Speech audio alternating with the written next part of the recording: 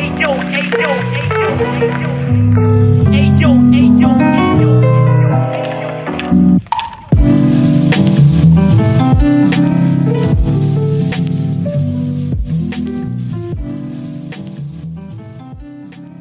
project is a no-profit foundation about visual art and photography. If you want to help us, just drop a donation on buymeacoffee.com/BerlinExplorer. So welcome to 50 Minutes of Experience, and today I'm with Hinkov, as a friend of Berlin, and we met in the meetup we are doing. So welcome, Anna. Hi, thank you so much for having me here. It's nice to have you. And if you have heard some podcasts before, it will be nice if you can introduce a bit who you are, where you come from, blah, blah, blah. And then we go talk a bit more. Okay, so hi, I'm Anna. I'm originally from Bucharest, from Romania, but I just moved 1 year ago in Berlin to study. I'm studying law. I'm 19 years old, almost 20. So yeah. And yeah, I met Emiliano in the meetup because when I moved, I knew basically nobody. And I found the meetup and the photography walk.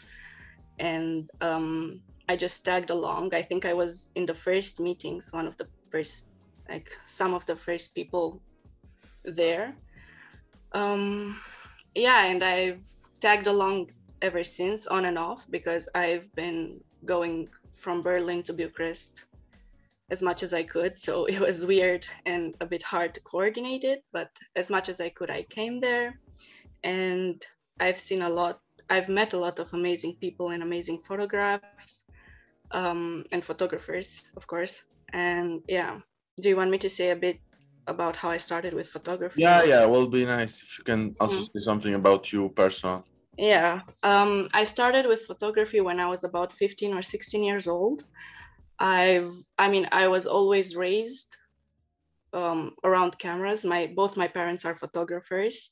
My dad does it as a hobby. He photographs aviation, and my mom does it for her journalism. And yeah, I've always grew up around cameras. So at 15, 16 years old, I found it interesting and I just picked one up and started shooting away without having any idea how it works. And yeah, I kind of stole it. No, I borrowed it from my dad. And I started shooting. I took it with me in school and just took photos of whatever I found interesting without even knowing anything about composition or the techniques. And when my parents saw that I was very interested in that, of course, they tried telling me and showing me a few things, but they thought it would be beneficial if I went into a summer camp just dedicated to photography. And that's where I actually learned the way you handle a camera and the way you can put in the settings. And ever since then, I've been inseparable from my camera. I've always took it with me in my backpack. Everywhere I went, not just school, but also like traveling. And yeah, and coming to Berlin, it just was by my side every day, and I took photos every day, mostly street photography. I've also dabbled into portraiture. But yeah, I started that with my sister. She was my model. She kind of grew sick of it by the end, but it's fine. She has very nice pictures of herself now. Yeah, but mostly street photo and just documenting my life. So that's how I started. That's nice. So yeah, I know a bit more about your pictures and who you are, how you are, and so on. And today I want to ask you some stuff about what are the experience you will love to doing in photography. How did you manage that, and yeah, what would you expect to see or to do in the future? So my experience in photography, I've always been very, very fascinated by history and by the way you can document different things through history and how you can find nowadays different artifacts from 100 years ago. And I've always seen this opportunity in photography in documenting the so-called mundane things, which in 100 years could be so interesting to somebody. And for me, there's this story of Vivian Meyer. She's a photographer. I mean, she wasn't a photographer at its core. She was a nanny in the 60s or 50s, and she always took photos on film, and her work was only discovered after she died, so she never published something during her lifespan. And I found that so interesting that you can find something from 60, 50 years ago and give it new meaning after somebody's dead. What I also can say about my experience in photography, I've always had this fear of forgetting, of memory loss. I was so scared of forgetting something in my life that I always wanted to take a picture of it, or I tried journaling and writing it down, but that wasn't my main way of experiencing things. I was more of a visual person, always have been.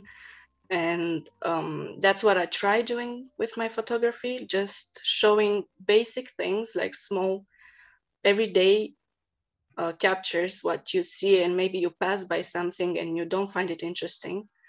I just like to capture that so that in a few years I know, I mean, I can look back and see the way I lived my life, and not only me, but maybe somebody else can find my pictures after I die.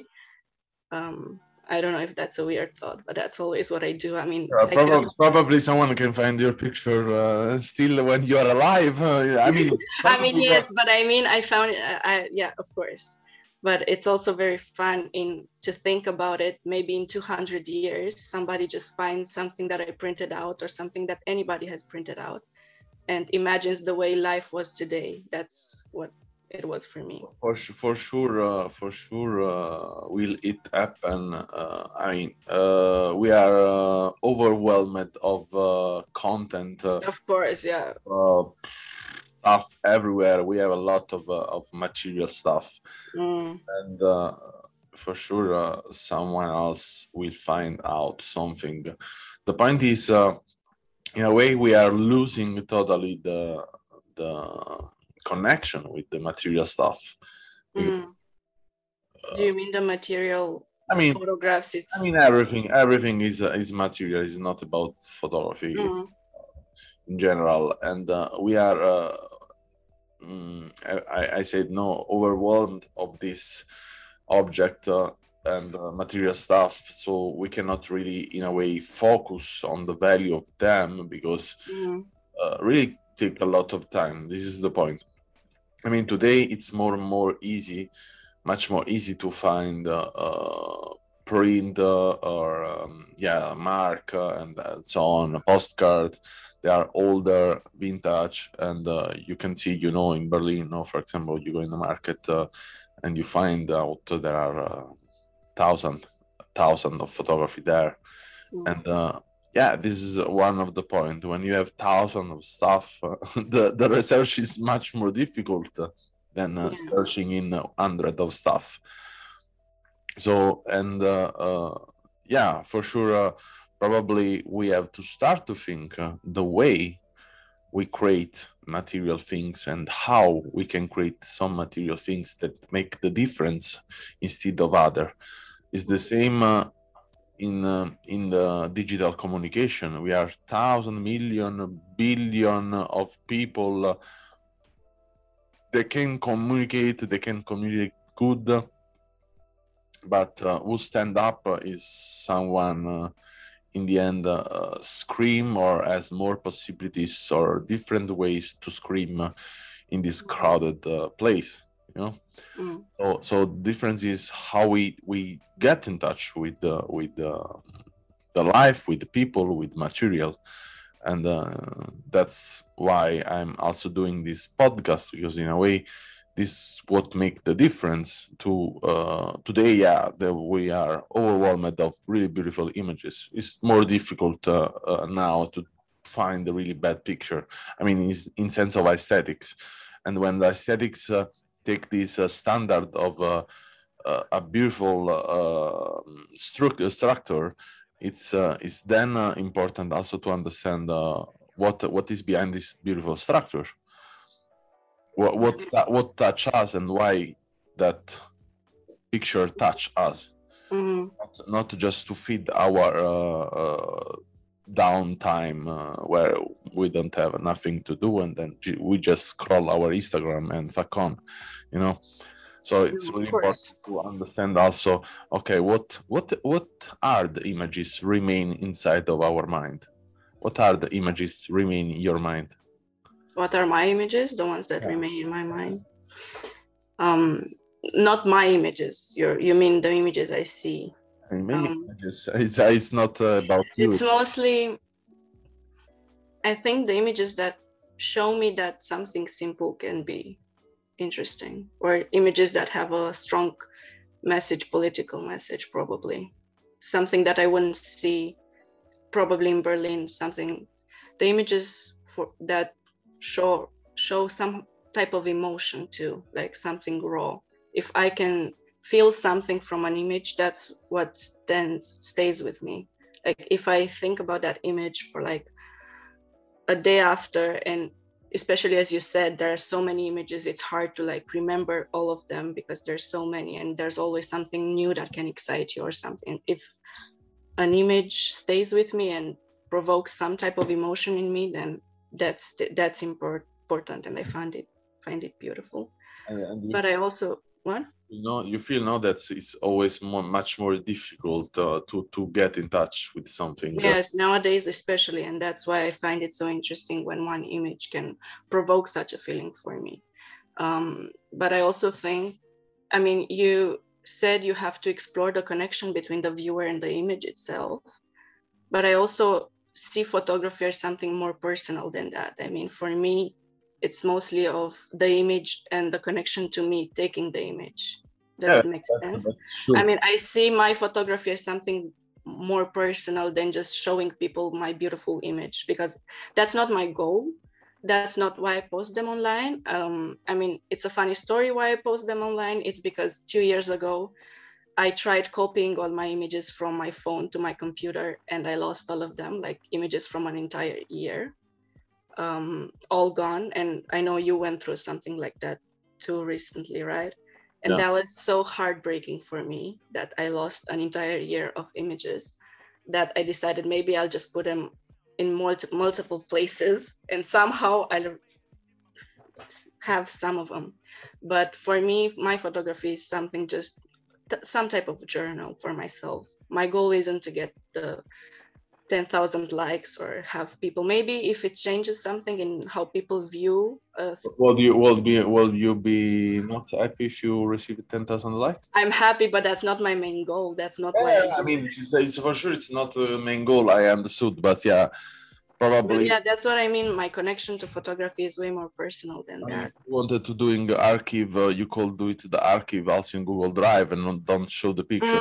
I've tried that too, and that's how I lost. That's what I mean. There are many ways you can also go in a community are less people, but yeah, the point is exactly this is what I wanted to say. It's for sure it's a personal things, but everything is personal. In our case, sometimes we don't see the connection is that this invisible connection we have with others. Because if only we think about who so the point is exactly this, is you don't make the film by yourself, you don't make the camera by yourself, even if you do it a pinhole, use a film someone else created, and there is a connection between you and the person who created the camera, created the system, and so on, and between you and what you see in the world, there is a connection with something or someone or a period. There are thousands and thousands and thousands of connections, invisible.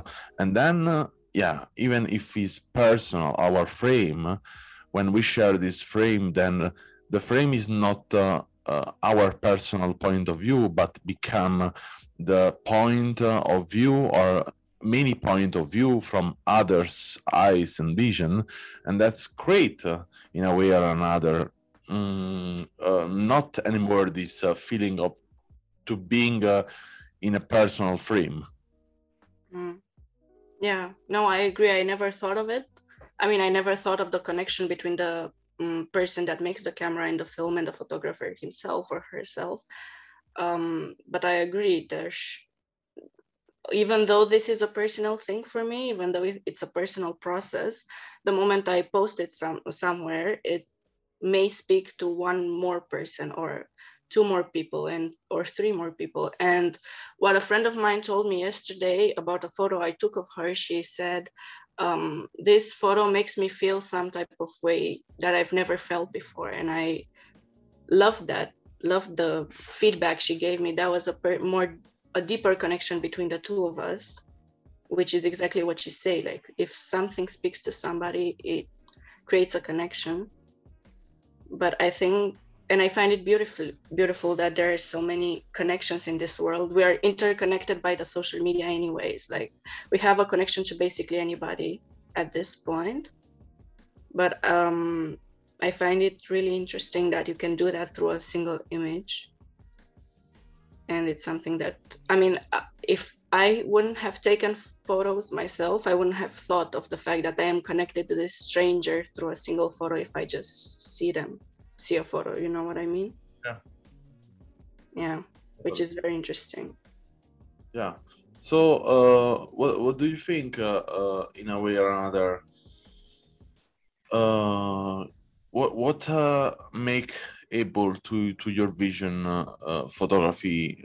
I mean, there is a moment in your life that you understood that if you was not doing that things with that tool, you could not be able to doing some stuff, some experience.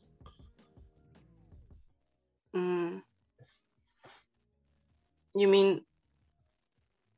I mean, could you? there is an experience, and there is some experience you did in your life that was exactly because you started to take pictures and not you realized that you couldn't do it without that tool. Without pictures. It's, I mean, I don't think there's a specific experience, like one single experience that I can pinpoint that wouldn't have been possible without me taking pictures. But without me, I mean, if I had never taken pictures, I wouldn't have met such amazing people that somehow show me different types of living. Like I met people through my photography. I met, and it's not just other photographers, it's people on the street that I asked to photograph. And then we started talking and we met, and that's how I met some of my good friends. And I don't know if I could have met them or had this experience with them without photography. But other than that, I don't think there's one single, like, for instance, a trip that I couldn't have gone on without taking photos. Like, yeah. Photography has always been an addition to my life. It's an amazing addition. I always see pictures in my mind, even if I don't have a camera although it happens rarely that I don't have a camera with me. Yeah. Because we always have a phone, right? Which is the most convenient camera nowadays. It's a camera. I mean, it's a tool. It's another tool. It's a tool, sorry. Tool. Yeah. And yeah, but the only experiences are me meeting other people, which broadened my horizons somehow. Yeah. Okay. So thank you a lot, Anna, for your time. Thank you so much for the questions. It's a very nice insight. And I will go a bit more inside, but I will reserve for a next time. Oh, gladly. And if anyone wants to see the picture of Anna, go in the link in the description. And if you want, you can also comment this podcast with the voice message using the last link in the description. And thank you a lot again. Thank you so much. Bye. Thanks for listening to our podcast. Learn more about our project at allmylinks.com/BerlinExplorer or visit our Instagram and follow BerlinExplorer project.